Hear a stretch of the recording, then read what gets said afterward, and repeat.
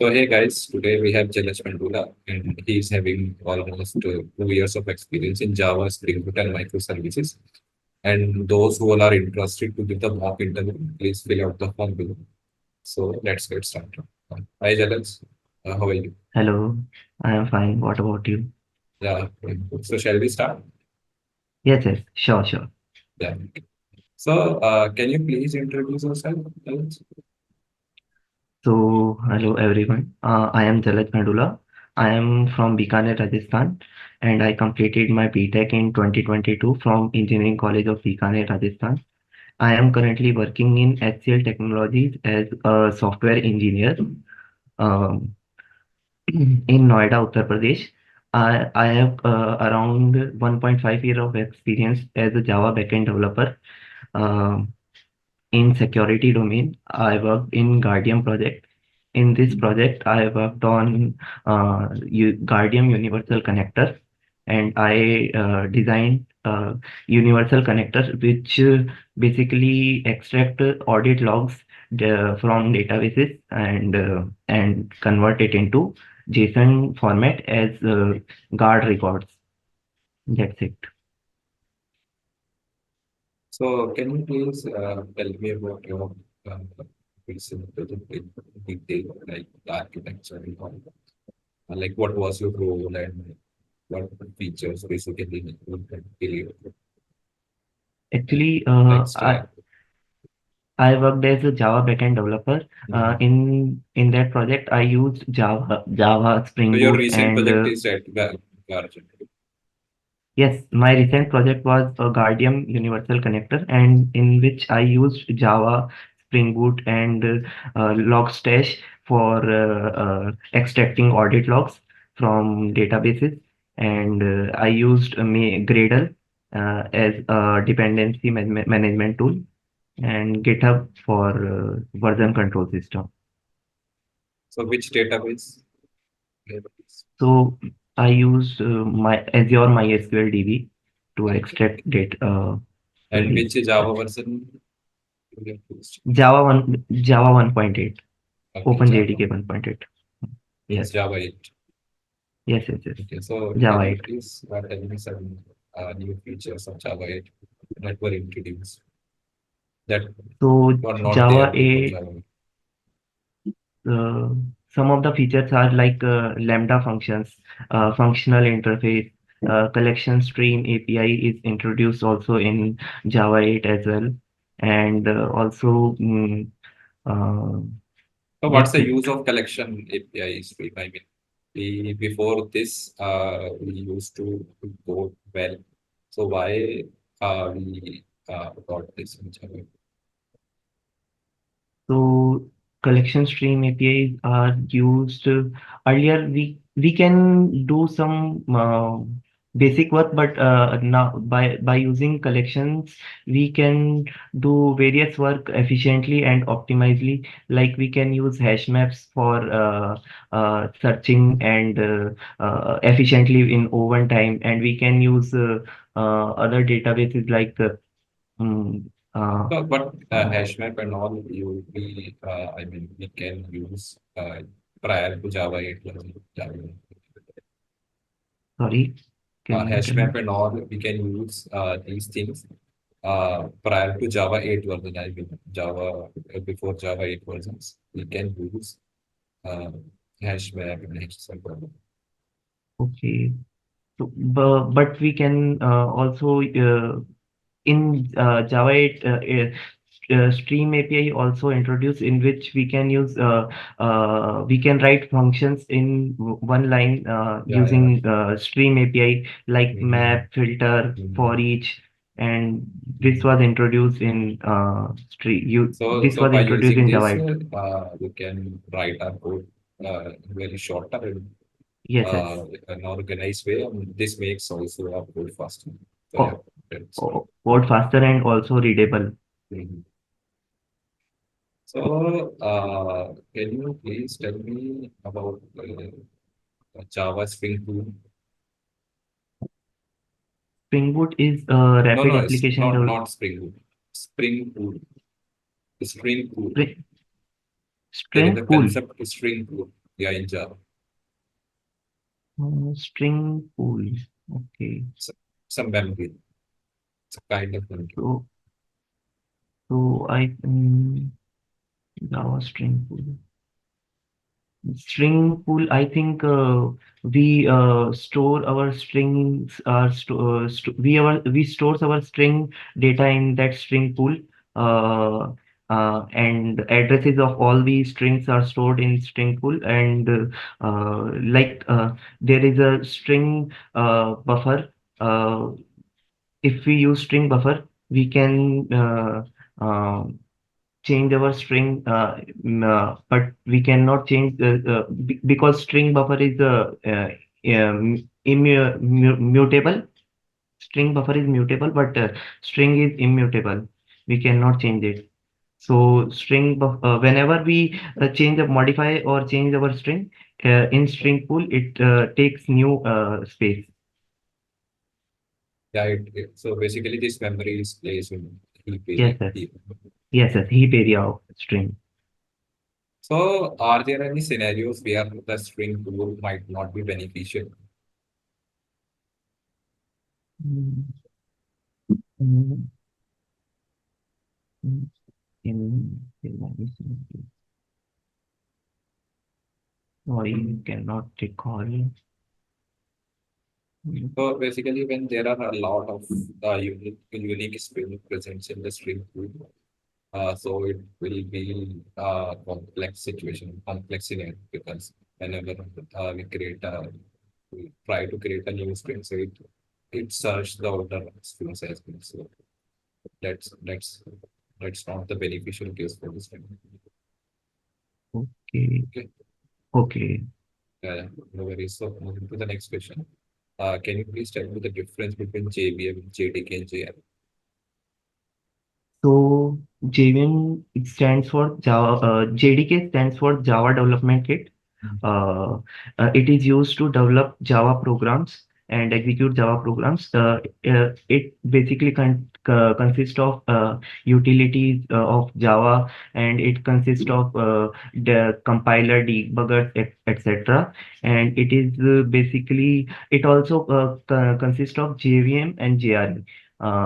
Whereas JVM stands for Java Virtual Machine and JRE stands for Java Runtime Environment. JRE is used to execute Java program in Java environment. Uh, it consists of classes, library files, etc. And whereas JVM is Java Virtual Machine, which basically converts our Java bytecode into machine readable code to execute Java code in Java runtime environment. And what's the difference between JVM and JIT? JVM and JIT. JIT. JIT, yes. Java Java Virtual Machine. Java JVM is platform in JVM is platform independent, whereas JIT is JVM makes the Java. Java platform. Yes, JVM makes the Java platform independent, and JIT is Java Integrated Terminal. I think. So JIT is just-in-time compiler. So it's a component of Okay, JVM that enhances performance by converting bytecode into the native machine code. So okay. that's nice. Moving to next question. So have you used packages in your project? Yes, yes, I And so used what packages are in our project. packages basically? So basically, packages are used for our ease and convention readability of code. So we can manage our code very structured in a very structured way by using packages. There are two types of packages. One is user built packages, or second is already built packages, which are already defined by Java development team, like Java X, Java Net, and Math dot packages, and these all are already defined, predefined packages but we can also define our own packages according to our project needs. So why do we use packages? I mean, when we can work on project without packages, so why do we use? It's a requirement. Basically, the main purpose of introducing packages is to maintain our project code in a structured way.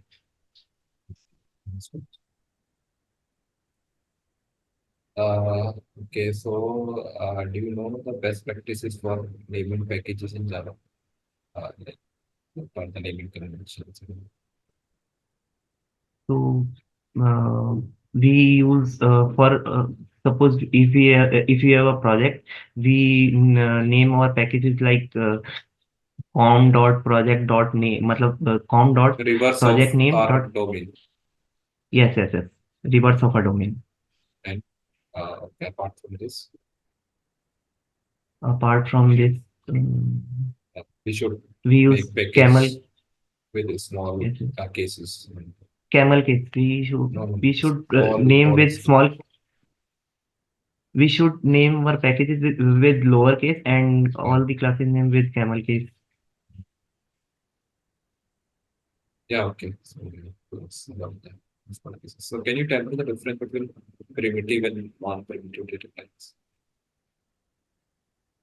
So primitive data types are those data types uh, uh, which can be changed, which it can be changed if we suppose if they're primitive data types are those data types like int, float, char, and double. But non-primitive data types are those like string. If we string, so if suppose if there is a method, and if we invoke that particular string in that method, and if we change that string within this particular method, then their value is changed globally also. But if we suppose if with the same name we use a variable name, suppose int a, in Mhm. that particular method, and if we change that particular variable in that particular method, but after that after invoking, if after running that particular method, Mhm. that value of that particular variable doesn't change in the case of primitive data types, but it will be changed in non-primitive data types because it access by using their address in non-primitive data types. So how they are differentiated based on the memory location? How they I are mean, where differentiated. primitive data types get stored and where non-primitive data type gets stored in what memory stages. Like we have For deep memory, stack memory. So where primitive data type gets stored and where non-primitive data type gets stored. so primitive data types stored in heap memory. You sure? Yes, I think so. So basically, primitive data types are with the stack and non-primitive the heap. Oh, okay. Okay, so can primitive data types be done No, no, cannot be null. and Primitive data non-primitive? types. Yes, it can be null. Yes, it can be null. So can you declare pointer in Java? No, no. There is Why? no pointer. Um, uh, I mean, what's the reason why the developers of Java don't didn't add these pointer things in Java? So, like, what's the reason? It's available in C, C++, not in Java.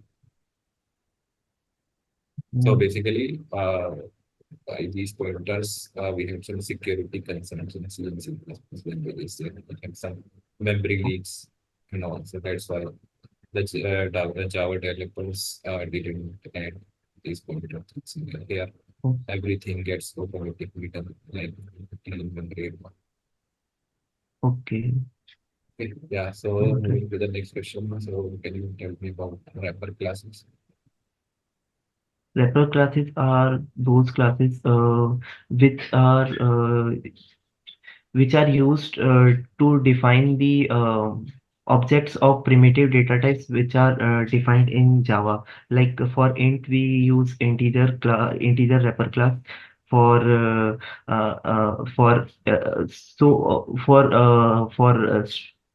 char, we use character wrapper class, and so on.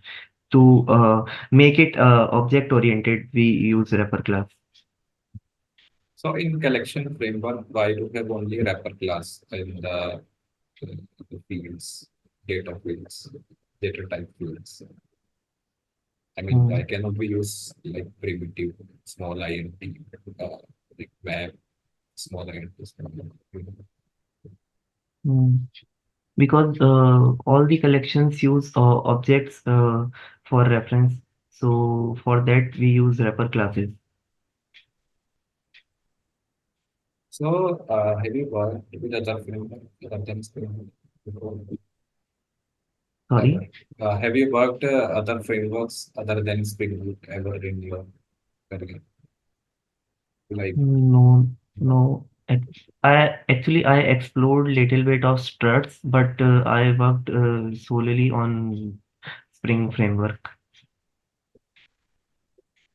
so you all know most of the enterprises applications now prefer Spring Boot, like MNCs and all. Like, can you tell me why they prefer Spring Boot over any other framework?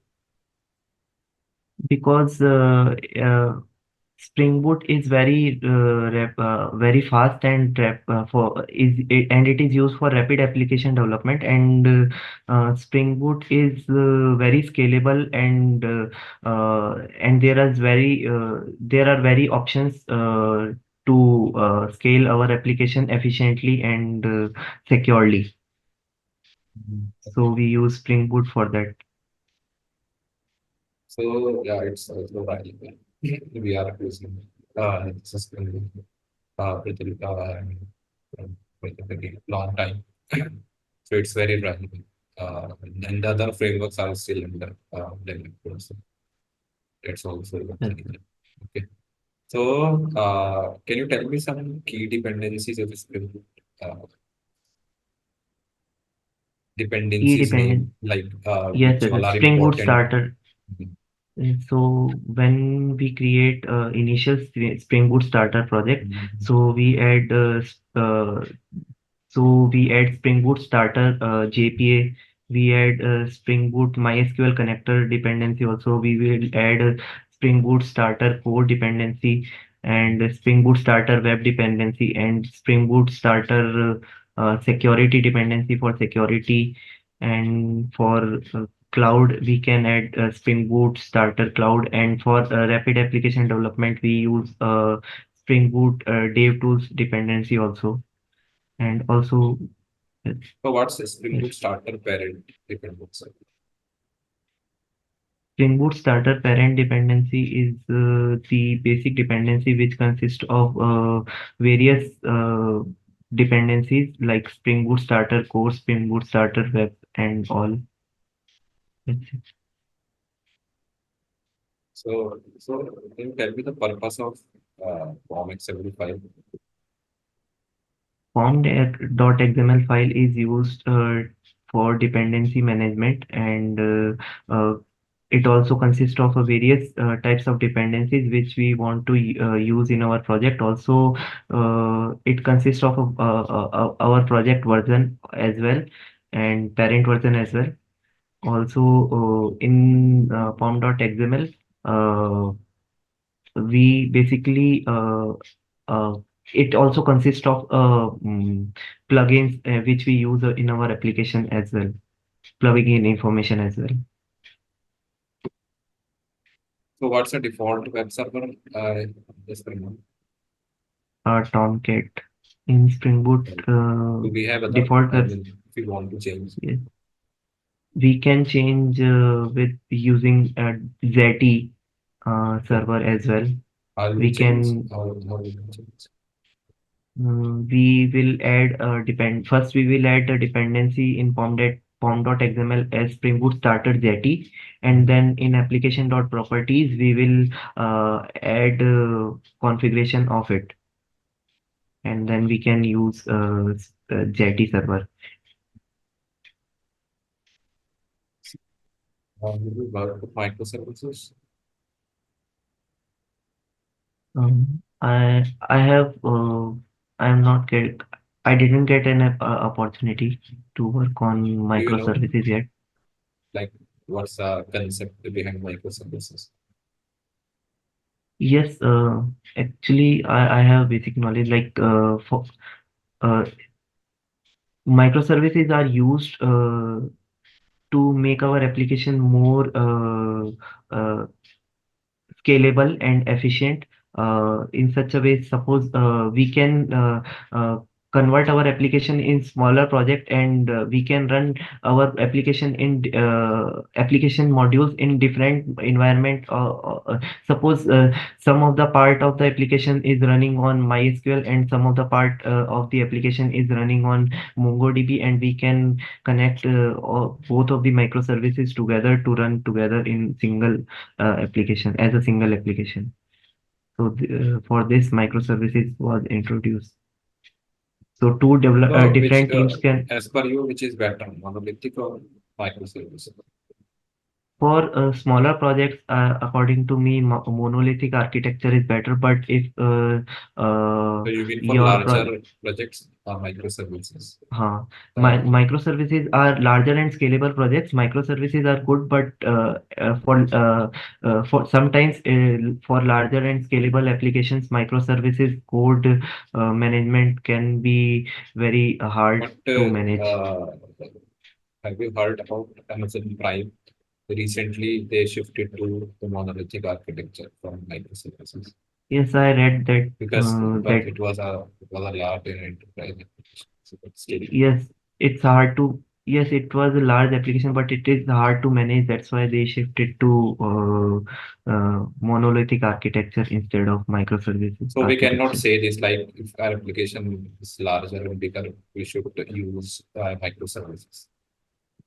We Hmm. cannot say like this, right? Okay. Yes, yes, exactly. So have we worked with uh, JUnit test cases? Yes, I have worked So what's with the important? G. Why JUnit test cases are important for developer? Because we are not testers, but still we write test cases. So we write JUnit test cases to test our application entirely as much as we can. First we write unit test cases to check for particular unit code of a particular application, such that so we write first unit test cases, then we write we do integration testing, and after all we will do system testing to check that No, our no. application is My running and question is, again. let's say we build something, right? Tester will test for whole application. Okay. Yes. But why we do write test cases when testers will test whole application again? Suppose if we create one application, so if we make two methods in that application, and if we change if we check both the methods one by one, and if we think to change one of these method again after some time, so in order to recheck again and again, we just write a test cases of particular method, such that if we change method A, we do not have to check again the method B, that it is working with method A again or not. So that we write a test cases for that in order to ensure that it will work seamlessly with it. Okay. Okay. So can you tell me the difference between mock annotation and inject mocks? Annotation and mock. Mock annotation and inject. Okay. Inject mocks. Inject mocks annotation is used to inject the dependency uh, in our application without changing the uh, real applications values. So we just mock values on that particular dependency. So we use inject mocks for it. It's, uh, you use so for the version control, you use Git, right? Yes, yes, yes. Okay, so you write commands in Git Bash or window commands. We write on window commands. We write window commands. Okay. So uh, when accidentally, suppose I mean, how would you revert changes in Git if you accidentally post like to the main branch? How would you resolve by writing the commands? Git first we will pull our code back using git pull. But when you push the code, so the latest code would be there into the branch. So why are you pulling? Mm. Okay, so no worries, moving to the next. So in your project, who will review your management list?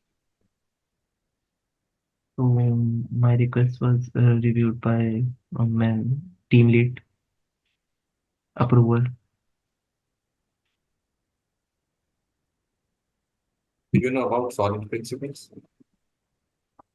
Yes, I have knowledge of solid principle.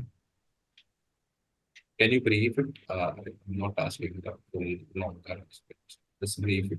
So, so solid principles are used to design our basic. It is a basic infrastructure of designing Java applications. Like S stands for a single responsibility principle, uh, in which single responsibility means that every class should have only one reason to change. So, for example, if there is an order service class in our application, that only should be used for order service, and if there is a payment class or authentication class, that particular class is only used for authentication or payment respectively. So this is for single responsibility principle. For each every class, we will declare every class for every responsibility. So after that, open close principle. O stands for open close principle. That means every class is open for extension and closed for modification. That means if there is a class, suppose if there is a bird class, and in the if there is a shape class, suppose if there is a shape class and in that class there is a triangle and circle is present. So if we want to make a square, we do not modify our existing code, we just create a new object for particular class, so that our previous code cannot should not be changed. So this is open close principle. Third is Lisco substitution principle. So for every subclass, for every superclass, uh, it is subclass can be substitutable in as an object in that particular for particular superclass without changing the original code of the program. So, for example, if there is a bird class and there is a fly method, you can say fly method. For that, so if we can change our implementation for if there is an if there is a duck and penguin also implementing the bird class, so we can change our implementation according to our needs. Instead of knowing that penguins cannot fly, but still we can change without altering the correctness of a program. So this is a Liskov substitution principle. Also, I is interface segregation principle, which is stands with this principle basically states that clients or customers do not force to use those interfaces which they don't want to use. So for payment service, suppose if there is a get payment or fetch payment or create payment function is used by payment services, we do not add authentication methods also in this interfaces. We will segregate that in different interface according to our needs. So this is interface segregation principle. Last one is dependency inversion principle. So dependency inversion principle is states that high level module should not depend on low level modules. Uh, and both are depend on abstraction only. So, for example, if there is if we use notification service in our class, and if we want to use our database in that particular notification service, so we just inject our dependency in for loose coupling instead of making the whole object in particular notification service, so that high level module notification service does not depend on low level module. In such a way, we implement dependency inversion principle by injecting the dependency. So that's it. So, uh, the last question. Uh, if, let's say I asked you to join my project. Okay, let's say I added you in my team or someone added you in their team. Okay, and they or I would ask you to optimize the code. So, what approaches would you use to optimize the code? If I would say the existing code is not optimized or is not the professional, so how would you uh, optimize this? What would your approaches to make the So code professional and first, everything? first I will try. First, I will I'll try to understand what you have written, and then I will try to implement uh, suitable and optimizable data structures if I can do it. And also, I will try to implement these solid principles if I can implement that in our application without changing the working of the application properly and efficiently. That's it. Also, Code coverage is also um, important. yes, yes. Very Also, I good. work on readability of a code as much as I can. Yeah, okay. So it was nice, Rajat, and let me tell you the feedback. Okay. So Okay. your interview was nice and uh, you have a great knowledge because you still don't have 2 years of experience, but still you have a great knowledge, especially theoretical knowledge. Okay. But what I feel is somewhere you are lacking where I'm asking some like uh, in-depth question. Like if I'm Actually, asking a follow-up question. Yeah, yeah, this yeah. was my first interview after 2 year, 1.5 years. That's why. But But I will try to improve it. yeah, yeah, definitely. Okay, so do you have any question for me? Um, yes, no, I don't have any question yet. Okay, so thank you. Okay, thank you. Bye Have bye. a nice day.